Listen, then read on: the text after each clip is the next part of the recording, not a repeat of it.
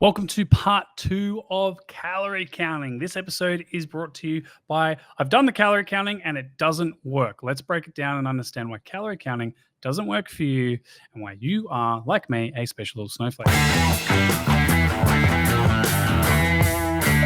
Yo, welcome to the Elite Table Talk, where we unpack health professionals, business owners, entrepreneurs, and just everyday people and looking at their lifestyle, their mindset, their routines, and we see what they have done to help them move forward and really just get more time back in the day. Most people say there's 24 hours in the day, but there's really 16 because we sleep for 8. But how do we get the most out of those 16? So grab a pen, get some paper, let's make some notes. Let's see what we can get from this episode today. Let's go. Correct. I am a special little snowflake, and I really am not a fan of doing and understanding the things, and it doesn't work for me. But why is that? Because I personally am messing it up. Yep, it's my fault. Yes, I can blame dad for his genetics and mum for their genetics. And fun fact for those that don't know, I finally got to train my father after 18 years. And woo, tell you what, that was not a fun time. Why? Because I believed, because mum was a gymnast, she was super mobile, super flexible, could do all the things. Karl couldn't do it, couldn't squat, couldn't do the splits, like ankle mobility is terrible, tight wrists, all of that. But guess what? Karl tested his dad. Dad was good. I'm like, what is going on? That's not fair. So yeah, sometimes we get the hard stuff, but because of that, I now can do this episode because I have a little more insight for all of you. So let's unpack it. So if you tuned into the episode before, you would have understood that you've probably worked at calories, you've got your protein, you've got your fats, you've got your carbs, you've tried a few bunch of things, and you're like, it still doesn't work for me. I don't seem to be able to lose the weight. Well, we're going to unpack this a little bit more. So we're going to break into 8 sections, and we're going to just literally rapid fire through each of these sections. So literally, my recommendation is listen to the whole thing, 2x speed it so it's even faster. If you don't understand a word, Karl, you talk too fast at 2x speed, slow it down. And I'll do that because that's what I want to do, because I like to listen at 2x speed, so I feel like I'm getting a lot more done. So let's dive into this episode. Let's unpack the 8 areas of life and how you are messing it up. Yes, because at the end of the day, you are responsible for it. However, number 4, if your partner wakes up in the middle of the night, punches you or farts on you, then they're its fault. However, that's only one of the 8. So let's dive in. So we all got some things to work on. So number 1, when it comes to calories, is your training. So if you average training 45 minutes 4 times a week, and you now train 6 times or 3 times, that will change the frequency of your calories. You can do what I do 2 different calorie splits. One day where you train, you eat more carbs. And then the days that you don't train, you don't eat as much. Cool, easy to manage. But for some people, that's really hard to do. And typically for most people, it's they eat same thing for 5 days, and then they go out Fridays and Saturdays because that's when their social events are, and they are forced to eat more food. I hate it when food mugs people. Outrageous, right? Though training can be a thing when it comes to calories or adaptation that we need to consider. A lot of people say it's your general need, the weather, the food. However, training does play a part. And this is why people say you can't out-train a bad diet. I beg to differ, because if you if you train more, you would naturally burn a few more calories, and it would probably build muscle, which would lead to more increase your calorie output anyway. So the thing to understand is just what is your frequency of training, make it regular. Rule of thumb, based off, I think we had like 15,000 people. We got all the data, which is really cool. The average person we had was training 3 to 4 times a week. Not 6, not 5. Even though I used to personally do 5-6 times a week, but 3 to 4 was kind of the magic number for those people. You could do a full body split. You could do the same program 3 times. This is why 3 times is really good. Pick the same program, hit every body part 3 times a week. But Karl, that's boring. Cool. Upper, lower, posterior, or arms. But Karl, what about, you could train 4 times a week, 2 upper, 2 lower. For ladies that want to sneak in the glutes, sneaks in there. But ladies, if you like, want more back and glutes, cool. 1 upper, 1 posterior, 2 lower. There you go. You can break it up. Heck, email info@vitruvianhealth.com.au. Go, Karl, on a 4-day split, 2 upper, 3 lower. Like if you send me 2 and 3, I will give you the program that I use at the moment. So training can be a big part. And this is where you then have number 2, which is nutrients. So the thing is, nutrition, you've got macronutrients, micronutrients, minerals, vitamins, water. So the thing is, if someone eats nothing but ice cream, doesn't hydrate themselves, their body's going to be on more stress. So therefore, their body is, this is the problem with like just macros only, because someone could just eat ice cream and not achieve, it has the long-term effects. So you can get away with like the 90-10 rule once a week, sure, cool. But the thing is, a lot of people may only be doing the calorie count, the macro approach, and so they forget the micronutrients, the minerals, the electrolytes. They forget to hydrate themselves. So the body naturally becomes a little bit sluggish, doesn't recover cognitively. And these things happen, and so then that's where long-term those implications happen, because their body might now naturally downregulate its energy output, so its NEAT slightly decreases, and all these subtle things over time where you're like, prime example is like you go from light milk to cow's milk. Yeah, it's more fat, but then what happens, even if your calories may be the same, you might be lactose intolerant. Who would have thought? I thought it was just from all the... You get what I'm coming at, right? And this then comes into part 3. So understand that everyone's a little bit different for macronutrients. It's just finding out what works for you. And just ask yourself, do I have more energy when I eat it? Do I feel tired? If you feel more energy, good for you. Tired, probably take it out. Do I feel bloated, distended, or do I feel fine? Off you go. Nutrients, so the quality of your food. This is where people argue about the organic versus non-organic. No, think of the quality of it. So micronutrients, this is more going deeper. The vitamins and the minerals and how they affect your metabolism, your hormones, your recovery. And again, we talked macronutrients with a little bit of micro. Now we're specifically micronutrients. And this is where it's important. Get your bloods done. If you're deficient in a certain nutrient, you can supplement it. If not, how are you meant to know? This is where people are like, oh, it's totally fine. Cool. Riddle me this. Do you want to perform at your best? Yes. Okay. Do you want to be the best at your job? Yes. Do you work the standard 8 hours every single day? So you only have 16 hours left in your day where you prioritize 9 hours of sleep, reading or watching TV or whatever. No, Karl, I obviously work more than 8 hours because I want to be the best in my industry and I apply myself to be this. Great. Awesome. You're not the average person. You're obviously someone who reflects and wants the best for themselves. So you're exceeding your body's natural potential. So most people, based off norms, are 8 hours, clock in, clock out, done, sleep. That's it. That's all they're worried about. And that's okay. If they're happy, who gives a toot? You're happy. Great. But for those that want more, you're naturally going to be pushing yourself that little bit harder. And that's why it is important to speak to your local GP. If you're like, I don't know anyone, reach out. We can refer. Okay. Next is for sleep and recovery. As long as your partner's not waking you up, punching you, whatever that is. So it's on you. The biggest thing is to understand sleep. Now, let's be clear. They say 7 to 9 hours sleep. I remember someone talking about a study where they got all the athletes and it was an average of 7 hours and 32 minutes. I don't know the study, just the number that stuck in my head. But if you go to bed at 9 and you wake up at 5, that is not 8 hours. Just because you walk into your bedroom and you remember looking at the clock and going, oh, it's 9 o'clock. I'm in my bedroom. I'm asleep. You're still awake. Head on pillow does not mean you're asleep. This means you're asleep. No, not the snoring, but eyes out. You don't remember. So most people, if you pass out the second your head hits the pillow, you're actually fatigued.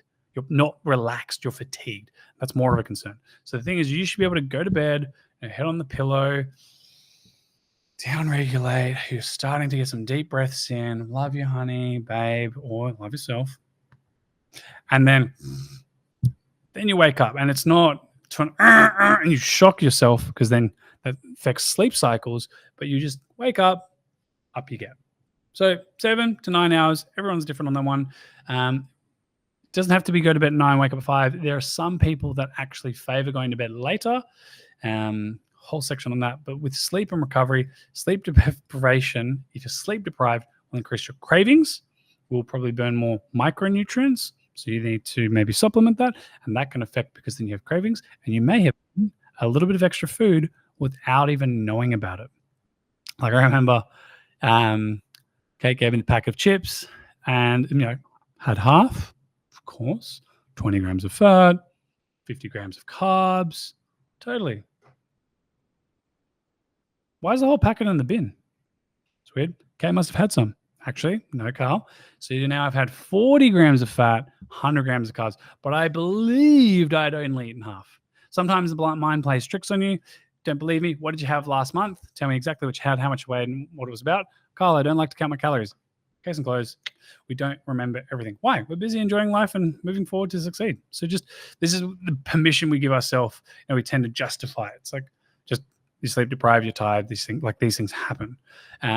Usually, appetite, sex drive. So if your sex drive's gone down, that can be an indication of poor recovery. Stress management, also trippy, or what's that forgetful word? Oh, it's on the tip of my tongue. I just can't remember. Yep, that's it. You get a little bit forgetful or you misplace your things. Okay. Number 5 is stress management. Managing your stress will impact your hunger, stimulates ghrelin, which makes you hungrier. Also, for those in a calorie deficit, that is a form of stress physically on yourself. So it's the body looking to regulate it. So the body wants to think of the foods that make you happy. Well, probably when you went to the movies, family dinners. So it's Maltesers, popcorn, chips, lollies. These are usually calorie-dense foods. No one's ever gone, I've got a hankering for a huge steamed pile of vegetables with some salt on it. Well, actually, if you're Kate, you're weird and you go, I would love me some lettuce leaves with some butter and some salt. Why? Well, I'll tell you why. Because she likes the crunch, which is like when she eats chips. So sound, and that's why chips are so deliciously moorish, and you can only eat one at a time and be solely satisfied with only one chip because of this sound and crunch factor. No one was satisfied with one. And if you're someone who's that person, wow, tell me your secrets. So chronic stress increases cortisol, which is a blood glucose mobilizer, which tends to have us craving more and leads us to get a little more forgetful. Fun fact, can also increase fat storage in the belly. So if you're bloated in the gut, but you're looking lean in the arms, you may have a higher stress threshold on the body. What is it? It could be stress due psychological, mental, emotional, right? Those play a role. It could be career stress. It could be food stress. Food stress? I thought food wasn't bad, Karl. If you're lactose intolerant, you're putting a stress on your body. Come on, keep up. It could be also maybe you're overtraining, so you're not fully recovered. So again, there's the sleep. If you're not getting the sleep, so this is a catch-22 here. Number 6, quick on the toxicity side, which is food. That's the whole first process. So the foods have chemicals in them, like aspartame. A lot of people ramp on about. I get it. But the thing is, there's only so much your body can handle. So there could be a little bit. So think of a glass of water. You can pour it on, and there's just that spillover period. So for some people, we could be a little more sensitive to certain foods or flavorings. Like I know there's a few flavorings that cake can't tolerate. So I think it's 332 or like the 5s. So we tend to avoid anything with like the flavorings, the numbers. So just understand that there are some that people just don't favor. Gluten can be one for a few people. Like for me, I know gluten doesn't work too well for me in large quantities. So like I might do sourdough toast instead of normal toast. That's just little things to be mindful of. So toxic. It's not like people are spraying it with poison or anything. They're like, oh, it's toxic overload. It's just that there are certain foods that you may have a poor threshold to. Like think of it as if you were to eat a whole chili, like my dad, chili in mouth, one tear. I'll have another one. Psycho. Me, I'm like tongue on like brick to get it off my tongue, like drink milk, it's not enough. I'm like, oh, get it off. So think of it like that's an overload, toxic overload. So we all have a threshold on that. If you would drink too much coffee. But yeah, that would be you jittering, which would increase your calorie output. So yeah, don't do that one. But it's just an overload. Everyone has their own threshold. So you might be aware of certain numbers or foods that just don't work well for you. Okay, career focus and lifestyle. So challenges with career. If you work 8 hours, the typical 9 to 5, which is 7 a.m. to 7 p.m. So that could affect your sleep. You then prioritize some sleep over prepping your meals. So then you don't have the best meal preps. Then you go to eat out. And then so when you're eating out, you're trying to pick the best options. Like I had a conversation with Maya the other day, which we found was really cool in the sense of most people are getting protein shakes from a cafe we like, that they're using like full fat milk instead of the light milk. So that changes like by 160 calories. Instead of they use a plant-based protein. Plant-based protein, nothing wrong with it. It just tends to require a bit more, and they use a bit of nuts to it. So the fat content, so it's like 40 grams of protein, about 10 grams of fat. So we've now got full cream meat, 160 calories. And instead of having 1 gram of fat, we now have 10 grams of fat. So it throws it out another 250 calories. So it's higher than what people would think, but it's healthy. Still throws it over. And so that little thing, that little change could throw the caloric intake. So you might be in a 1,500 calorie deficit, but now you've changed because you're busy, focused on your career, and you're prioritizing your meals. That now throws you out a little bit. So it's a little challenge. And also, big shout out to Jai from Zero Gym in Perth. He actually went and got a variety of like meals. He weighed them all. There was a 20% variance. Like I remember I used to get this 50 grams protein meal. And I was like, oh, meatloaf, so good. 250 grams of protein. It's like great, 50 grams of protein. And man, I was like so hungry. I was like, man. And so I was eating 2 a day instead of the one. I was like, after about 2 weeks, I'm like, there's something wrong here. Like I'm either really hungry and pumping the quality and nutrients, hell's yeah, or wait it, the whole thing was 250. So it had all the veggies and everything, yet I was like, oh, it's probably only like 25, 30 grams of protein. So I was eating 2 because I wasn't getting what I actually needed. So the thing was, then I was paying twice as much for those meals. So just be mindful of the meals. I'm not saying meals are bad, but looking at maybe, this is where pre-made meals are quite good. Buying back your time will definitely help. So structuring a routine so you can get the nutrients in. Yes, prepping your meals can be take 3-4 hours. Maybe do it with your partner half the time. Or maybe you go on Airtasker, message someone to prep your meals, like pay them $80, $100, buy the food. They get 4 meals. They do all your food for you. Heck, can you do my washing while you're at it too? So they gave you back more time. Those are things that can be beneficial. Not for everyone because they might not have like extra $100 someone. I'll do it. Yeah. But remember, if you're in a stress-based career focus and you're sacrificing health, what are the things that you can do to get that back quickly and effectively? Last thing, your relationship. So this could be from social events, eating. A lot of the time, and I enjoyed this one because people are like, I went out with friends. And I'm like, cool. So they forced you to eat all the food. So it's like, well, no, of course I made a choice. So you made a choice to eat all the food. Well, social event. Okay, just humor me. What would happen if you said no? I couldn't do it. Okay. Hey, do you want to back squat 200 kilos? Like, no. I'm like, oh, so you can say no. You just don't want to say no to a social event because, and for a lot of people, maybe their boss, so it's their career progression. Maybe it's, they just don't want to feel bad with their friends. Cool. I get it. Totally get it. But let's just accept you have the ability to say no, but you don't want to. Cool. Then this is what I recommend to you.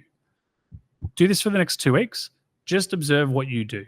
If, like, for me, talking with this lady, and I am a sucker for this. Oh, I love going to restaurants. What's the first thing you do? Bread roll, butter, lather, salt, pepper. Oh, how's everyone going? Right? That'll happen. But if I do 2 of those bread rolls, right, and like I'm on a mission, like this is me when I go to restaurants, I'm on a mission. I want to finish that bread before the entrees come out so I get more bread. And I'm like, yeah, hack the system. Like, I haven't even spent money yet, and I'm getting more. This is how flawed I am when I go out to social events, right? Though, what I did was I went, okay, let's change that pattern. Still eat the bread, but before I start anything, I make sure I have 2 glasses of water. Boom, boom. A little more liquid in my gut. And so I may not eat as much. 50% of the time that works, 50% doesn't. So that 50%, I'm actually in less calories. So those are the little tips and tricks that you can consider. So just be mindful of, number 1, let's recap it all. Training, your frequency and training intensity may vary from week to week, and that's what's changing the caloric output. You should track it, log it, be consistent. 2, macronutrients, micronutrients, get your bloods tested, make sure you're on the right track, but also just being mindful of getting nutrient-dense foods. This is where it's whole foods are better than processed foods. I recommend 90-10, still have some of the stuff. Like I still eat chocolate. Like I got a chocolate cookie. There's one left. Kate will probably eat it, but we know it's mine. But I also did get some eggs. Love chocolate. Will I give it up? I did for a long period of time. Why would I do that? Though I did get leaner because it was reducing calories, but still enjoy the good stuff. Or once a week, eat out, have a great time with friends. Like don't stress the small stuff. For sleep and recovery, prioritize your sleep and recovery, 7 to 9 hours. going to bed at 9, for example, and then getting up at 5 is not 8 hours. Okay? You track it. Don't rely on tracking devices, but I like to give myself, I say 8.5 hours. So I got time to wind down, go to bed. And a cool thing you can do, if you struggle to breathe, pull your sinuses aside. Called box breathing. You breathe in for 5. Hold, 5, 4, 3, 2, 1. Exhale. Hold, 5, 4, 3, 2, 1. Do that 5 times. You will feel much more chill. On that one. Stress management definitely will help as well, but prioritize what is the biggest stresses. And look, they will stimulate ghrelin, leptin, which affects hormonal levels. But the thing to understand is stress is what makes us better and stronger. The thing is it right now? So is it chronic? Can I fix it? No. It's a long-term problem. Maybe it's because you're going for a promotion. Cool. Journal it. Write it down. Get it on the paper. Play some nice music. Sage stuff. That is sage burner. Smells really good. Just calms down. Find the thing that works for you. I like to spray lavender on my chest and I just breathe whilst I'll journal and I'll work. I do extra work at nighttime. We all do, but it's just managing that stress serves you. Number 6, toxic foods. Just be mindful of things that might set you off. For example, lactose intolerant people like Kate, who's just walked in. That's lactose intolerant, but loves a good cheese. Cool. We just be mindful of it. And if you do notice that and you get a bloating, distended, then maybe you just take some more time for yourself.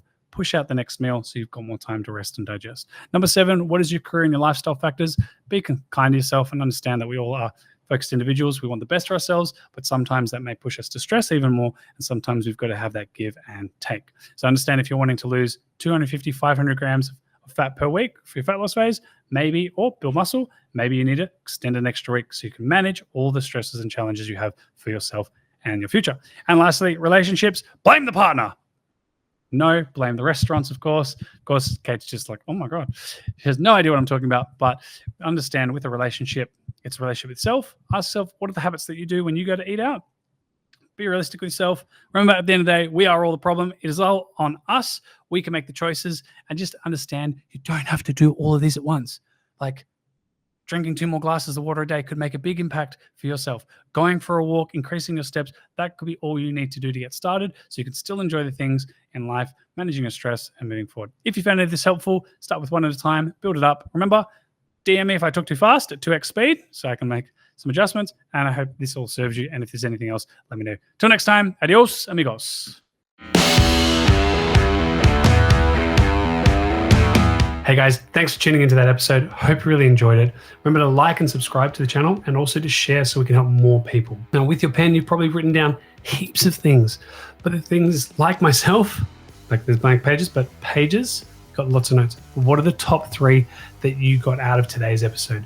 If 3 is too much, action on one thing and just see how it goes for you for this week. And make amendments and adjustments so you're constantly improving and refining and moving forward in your health, your training, your life. If you ever get stuck, reach out to us at info@vitruvianhealth.com.au. Always here to help. Till next time, adios, amigos.